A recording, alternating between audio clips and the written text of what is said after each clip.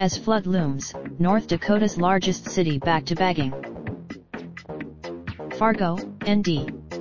North Dakota, Fargo officials this week reactivated Sandbag Central, converting a building that normally houses garbage trucks into a systematic operation combining machinery and manpower to fill 24 sandbags every 6 seconds. It saved the city. The National Weather Service says there's a small chance the river could approach that level this year. So while the cushion is helpful since many of the students and city staff members expected to be instrumental in the effort are entering their first flood fight. That was one reason, Solid Waste Utility Director Terry Ludlam, who leads Sandbag Central, said the operation began this week with getting.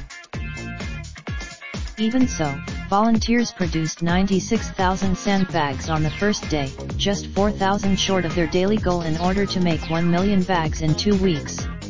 That figure was up. Henry Morgan, a Fargo 8th grader who was part of the first crew to build bags, said he and his fellow students watched videos in class of the intense flood fighting scene from a decade ago when the city was a foot or two of water from disaster.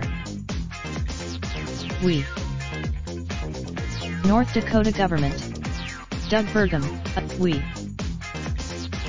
The action inside Sandbag Central, which a city official once described as controlled chaos, features sounds of a large bulldozer moving sand into piles, forklifts beeping, and the constant whir of conveyor belts on 2 so-called spider machines.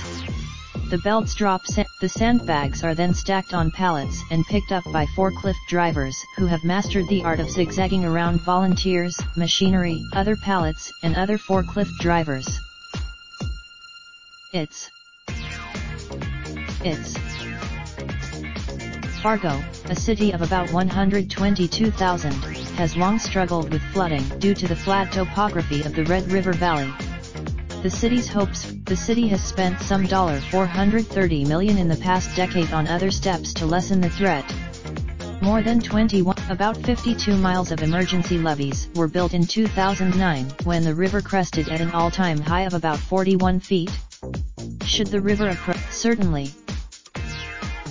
One of those volunteers, Steve Vogel, 60, of Fargo, grabbed a shovel and filled bags the old-fashioned way, while declaring that there's nothing wrong with getting